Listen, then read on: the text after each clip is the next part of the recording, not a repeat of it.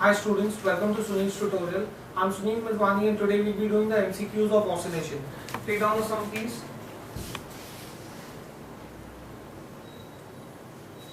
A rubber ball is filled with water.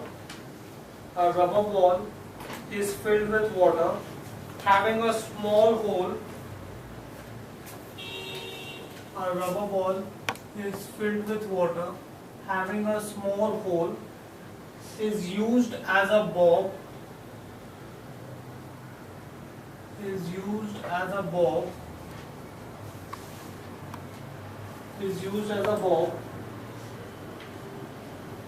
of a simple pendulum. What will be the time period of such a pendulum? Right? Now there's a hole here, that means water is going to drip out of here. As water drips out of here, initially, what will be the length of the pendulum? This is what is going to be the length of the pendulum. This is going to be the length of the pendulum. Once water starts dripping out,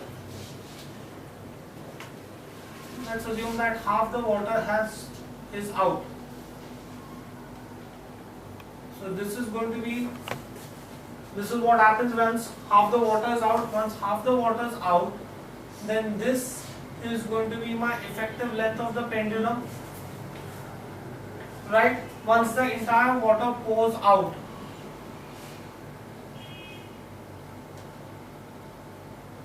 then this is again going to be my effective length of the pendulum. Question: why will that be the effective length of the pendulum? Here this is vacuum. Here this is filled with air. Right? Since that was vacuum, therefore the length of the pendulum has increased. So initially it has certain length, then the length increases, then the length decreases. Let's write this down, guys. As water pours out,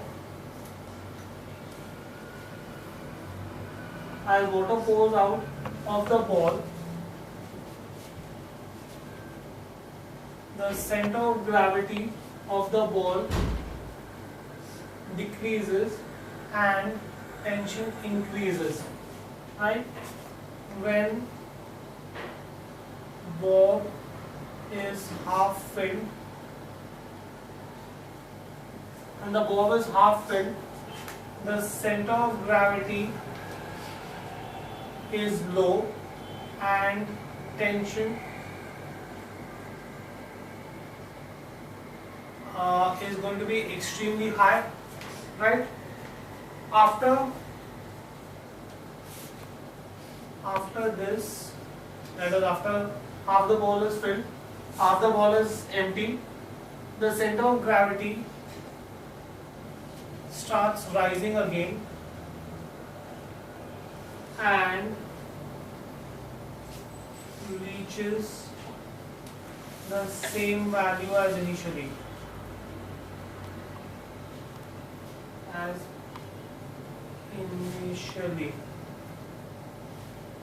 So tension decreases. Hence, you will have first increase and then decrease and then reaching the same value. Right? Take down another sum, guys. The ratio of the average potential energy and kinetic energy in an SHM is dash. The ratio of the average potential energy and kinetic energy in an SHM is dash. Now first let's find out average potential energy. Now the formula that you have learned in oscillation, that is your half m omega square x square, is instantaneous potential energy. It is not the total potential energy. Average potential energy is total energy upon total time. Now since potential energy is minimum at x is equal to 0 and maximum at x is equal to a, therefore it follows a sine curve. Therefore total potential energy from 0 to t, half m omega square a square sine square omega t dt upon integral of 0 to t dt. That is going to be a formula for average potential energy. Now average potential energy, let's solve this out. Constants come out. half m omega square a square. Integral of dt from 0 to t is going to be t. That leaves me with 0 to t sine square sorry, sine square omega t dt. Use some multiple, omega square a square upon t. Integral of 0 to t.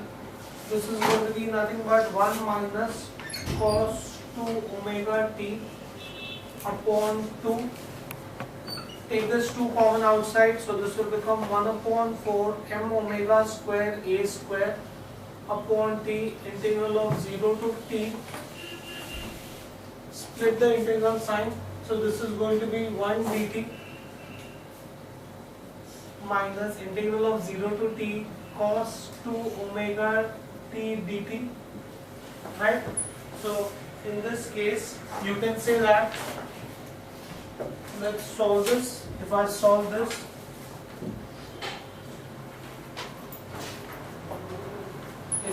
this, this is going to be nothing but 1 upon 4 m omega square a square upon t.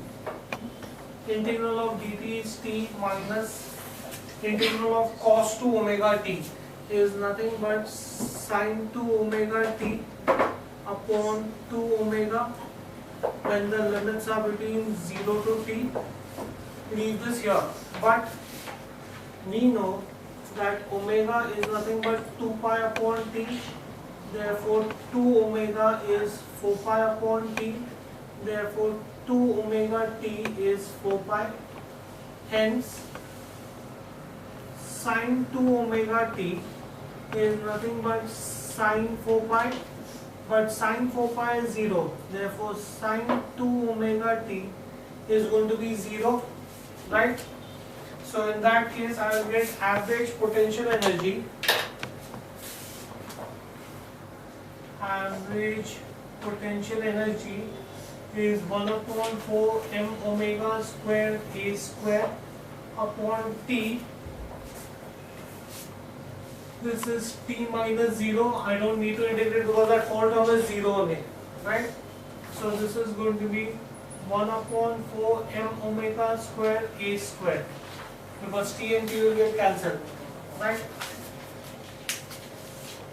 Now average potential kinetic energy is going to be nothing but total kinetic energy, which is integral of 0 to t half m omega square a square cos square omega t dt upon integral of 0 to t dt. Total kinetic energy upon total time. So this is going to be nothing but half m omega square a square upon t. Integral of 0 to t cos square omega t dt. Use submultiple. If I use submultiple, half m omega square a square upon t, this is going to be nothing but 1 plus cos 2 omega t 1 plus cos 2 omega t upon 2. Integral of 0 to t dt. Take the 2 outside, so this is 1 upon 4 m omega square a square upon t. This is integral of 0 to t 1 dt minus integral of 0 to t cos 2 omega t dt. This is going to be 1 upon 4 m omega square a square d upon t. Integral of 1 is t. Integral of cos 2 omega t is sin 2 omega t upon 2 omega when the limits are between 0 to t, right? Now, but we already proved that sin 2 omega t is 0. So this is going to be 1 upon 4 m omega square a square upon t. T minus 0. So this is 1/4 m omega square a square upon t into t. This is 1/4 m omega square a square. Now the ratio of average potential energy upon average kinetic energy is 1/4 potential energy m omega square a square upon 1/4 kinetic energy m omega square a square, that's 1:1. So that will be the ratio. Next, take on next one please.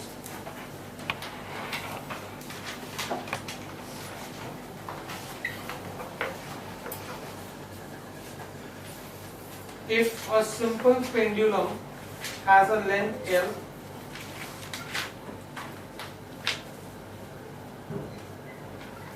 if a simple pendulum has length L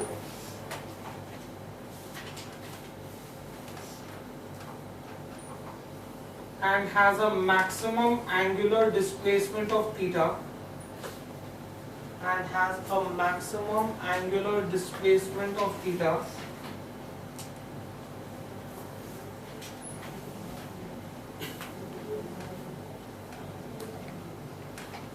then the maximum kinetic energy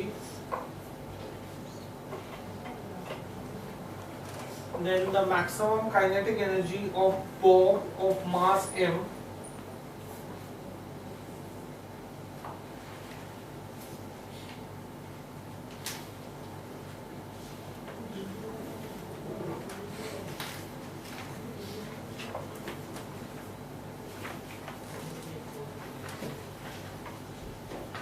is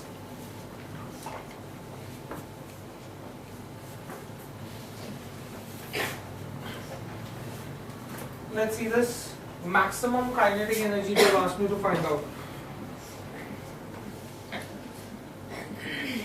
Now we know that whatever is the maximum kinetic energy, the maximum potential energy should also be the same. That's the reason why the total energy is constant. As the potential energy increases, kinetic energy decreases. So maximum potential energy should be equal to maximum kinetic energy.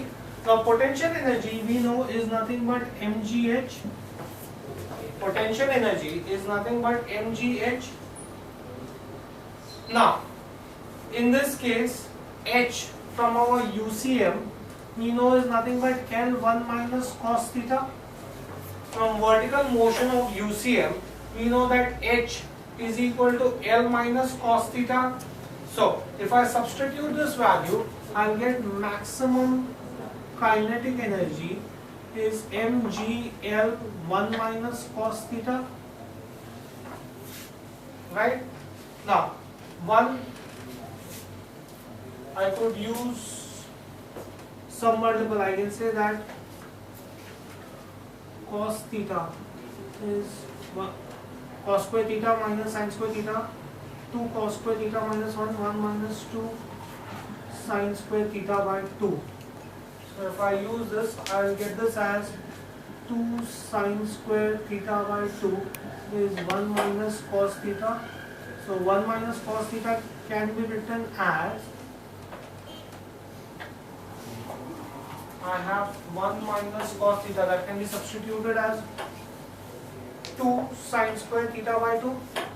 So therefore I can get max kinetic energy is mgl into 2 sin square theta by 2. So this is going to be 2 mgl sin square theta by 2. That should be your max. Yeah, that should be your max kinetic energy. Next, take on next one please. A particle starts SHM from mean position. A particle starts SHM from mean position.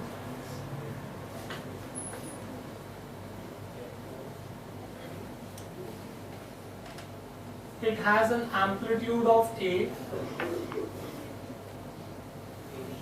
Its time period is T.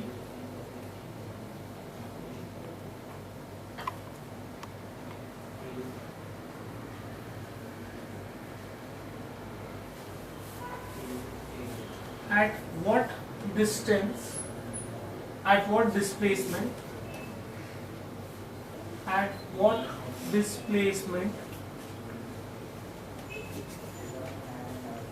its speed will be half the maximum speed? At what displacement will its speed be half the maximum speed?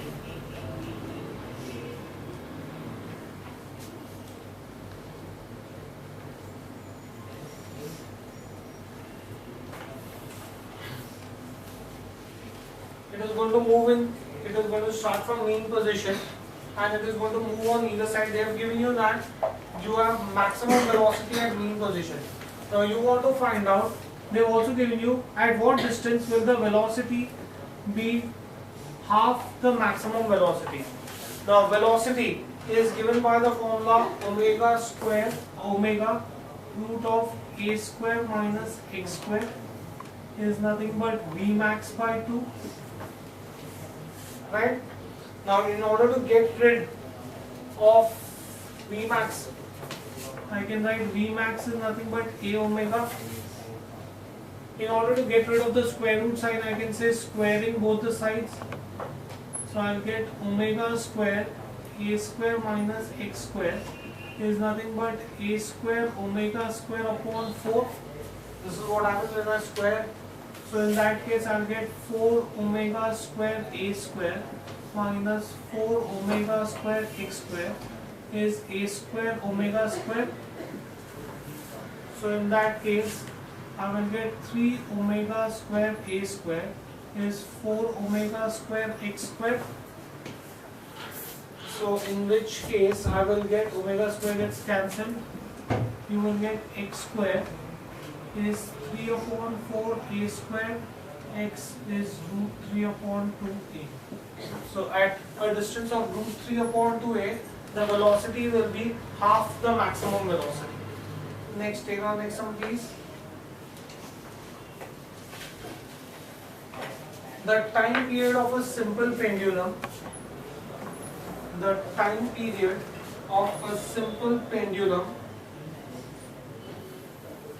in a lift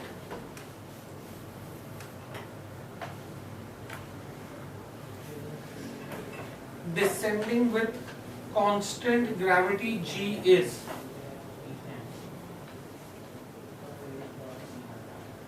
The time period of a simple pendulum in a lift descending with constant acceleration of g is.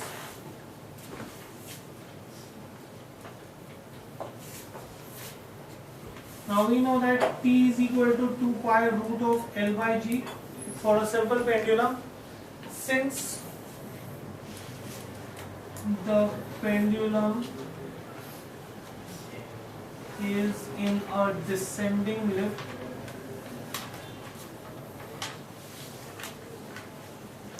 the effective gravitational acceleration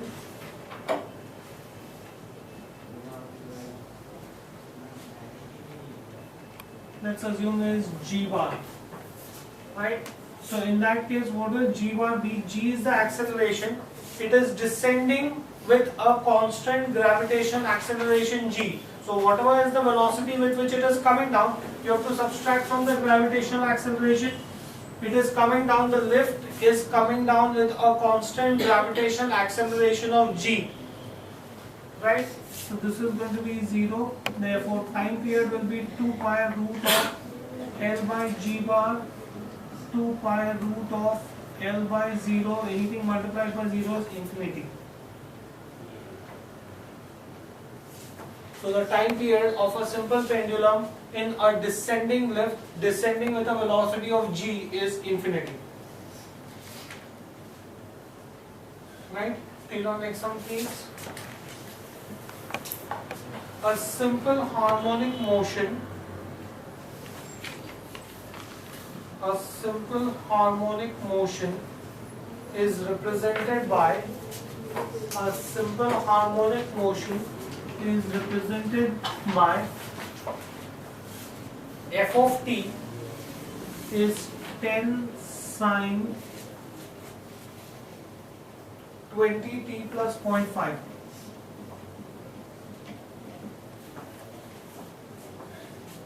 Find the amplitude of SHM.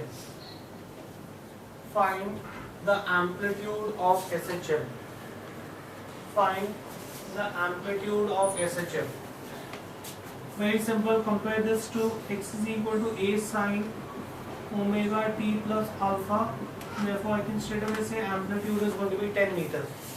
So the amplitude of the SHM is going to be 10 meters. That was a very easy sum. Next, take on next sum, please. A simple pendulum has a time period of t1 when on Earth's surface.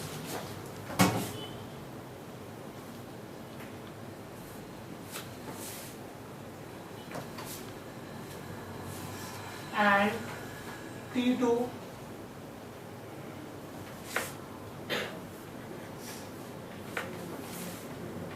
and t2 when taken to a height r above the Earth's surface.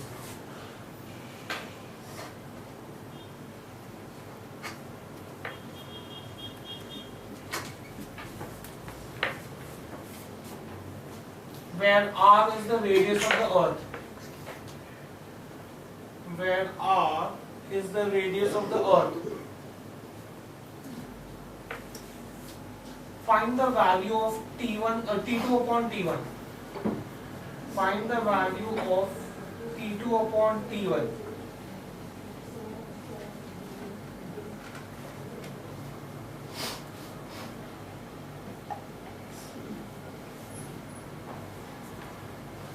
Now, time period of a simple pendulum is 2 pi root of L by G.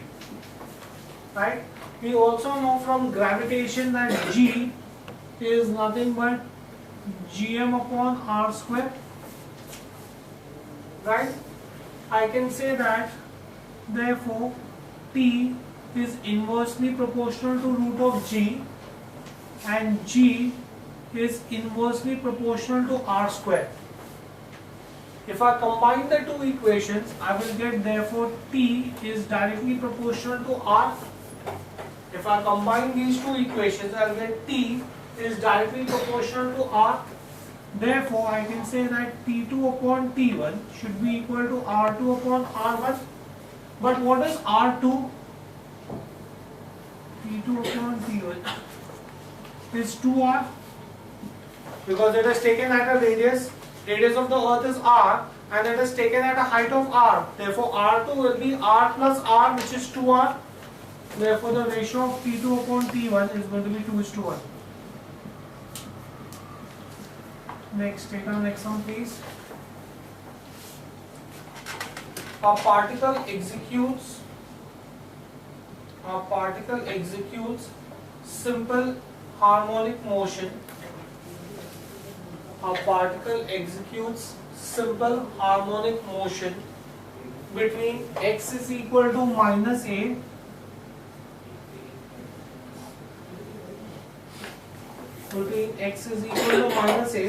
and x is equal to a.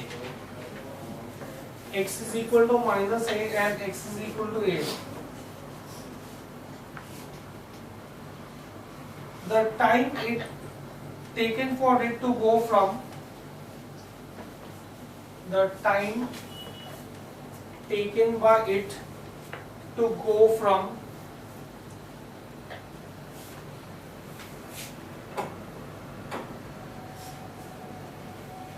from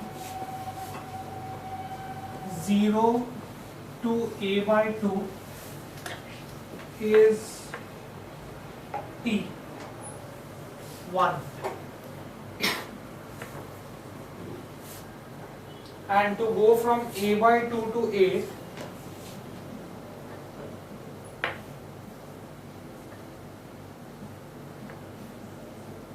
is T2. You have to find the relationship between T1 and T2.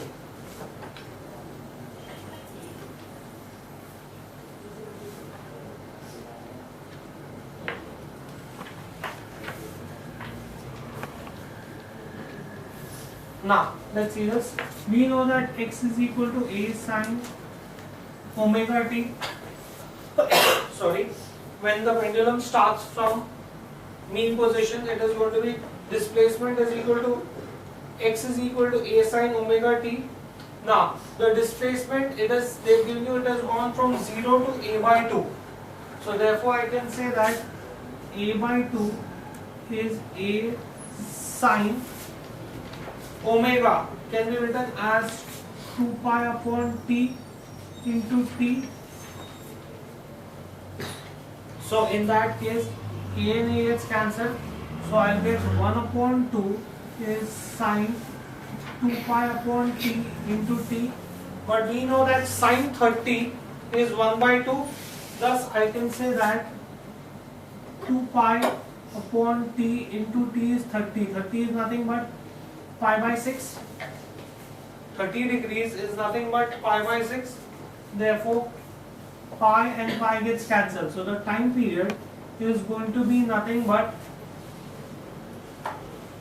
t upon 12.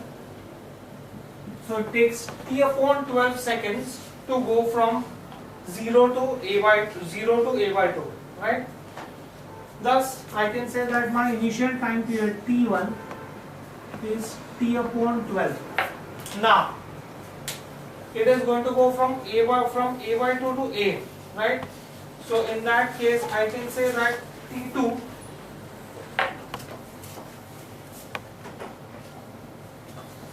now we know that when the pendulum starts from mean position and reaches one extreme, it has covered one-fourth of the distance, so it would have taken one-fourth of the time, right?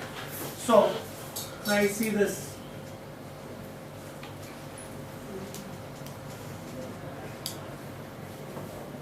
Right? It is going from minus a to a. That was the whole motion of it.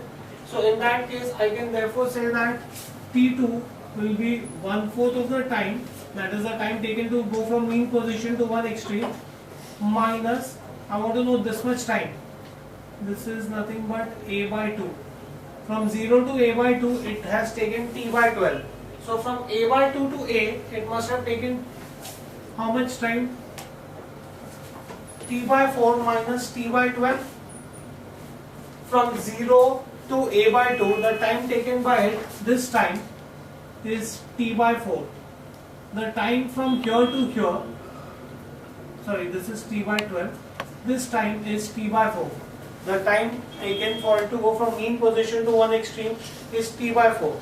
The time taken by it for it to go from mean position to a by 2 is t by 12. So what will be the time from a by 2 to the extreme position? This is going to be t2 is going to be 12 is the common denominator.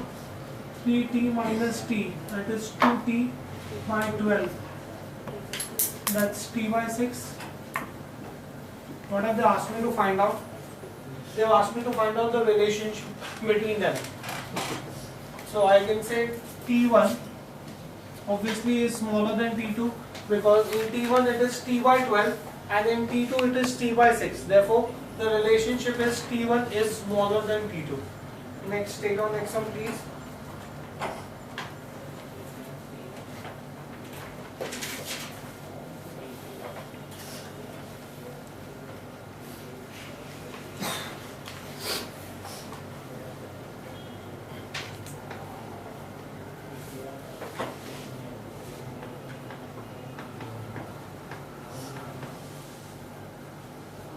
A simple pendulum is oscillating.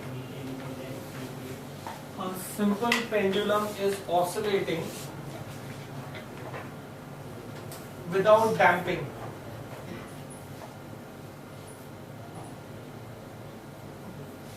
When the displacement of the bob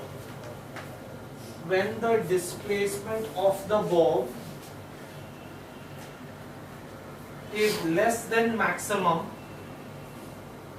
when the displacement of the bob is less than maximum,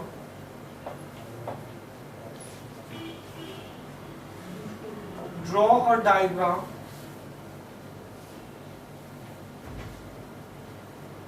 to show its acceleration vector a bar.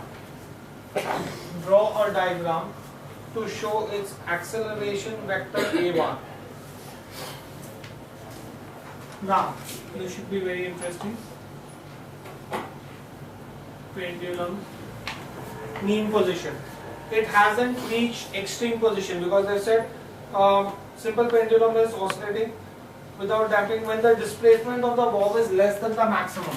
So it hasn't reached maximum position. This is where the pendulum has reached, right? Now, let's assume that the pendulum has covered an angle of alpha over here, right? Let's try to find out what are the forces that are going to be acting on it. One will be mg, that is going to be acting vertically or downwards. That's the weight of the bob. Now this can be resolved into two vectors, one along horizontal, one along vertical. So the vertical component is going to be mg sine alpha.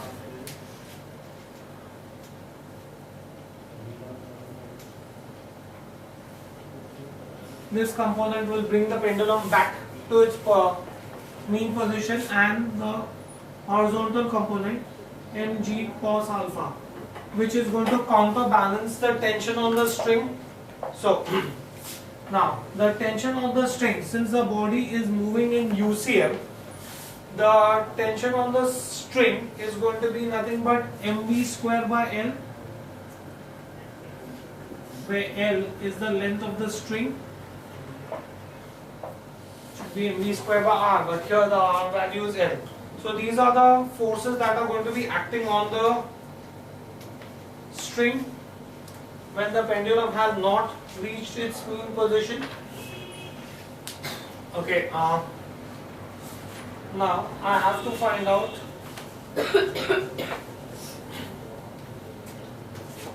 what are the forces. The radial acceleration we already found out is nothing but mv square by L. A1 we can say is mv square by L. That's my radial acceleration. The tangential acceleration,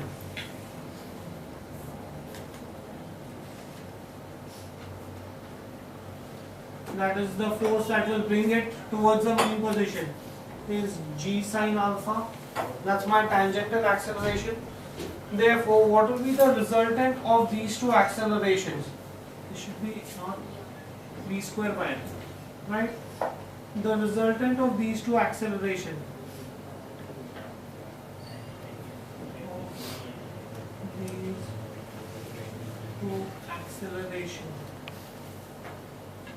A is going to be, since they are perpendicular to each other, I can do this by Pythagoras theorem. So this will be a1 square plus a2 square. A is going to be nothing but square root of a1 square and a2 square, right? Therefore, A has to lie between a1 and a2. Therefore, I can say that the resultant acceleration A will be between a1 and a2. So this is where the resultant acceleration is. So you have to find out the position of the resultant acceleration. This is the diagram that you have to draw. Next, take on next one, please.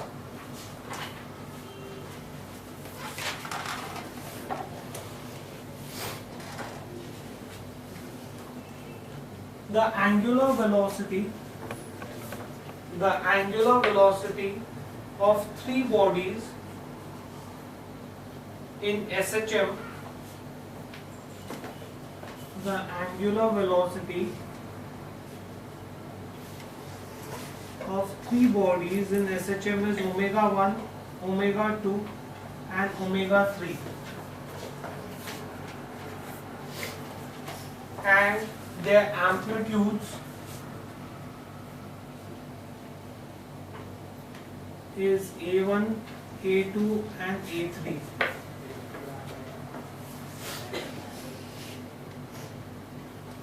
If the three bodies have same mass and velocity,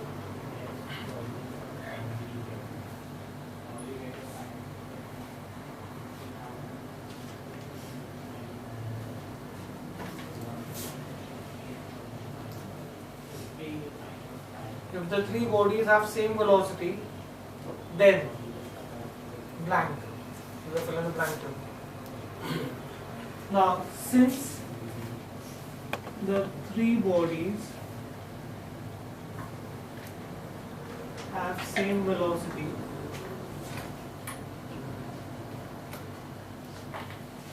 I can say that V1 is equal to V2 is equal to V3. But from UCM, we know that V is equal to nothing but A omega. So this I can say that A1 omega 1 will be equal to A2 omega 2 will be equal to A3 omega 3. Right, so that will be the relationship between them. Next, take on the last one to finish this chapter. A simple pendulum has a time period of T. A simple pendulum has a time period of T. It is taken inside a lift moving up. It is taken inside a lift moving up.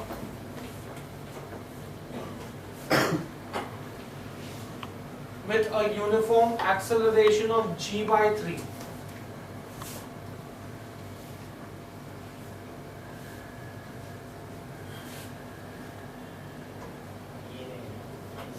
What will the new time period of the lift be?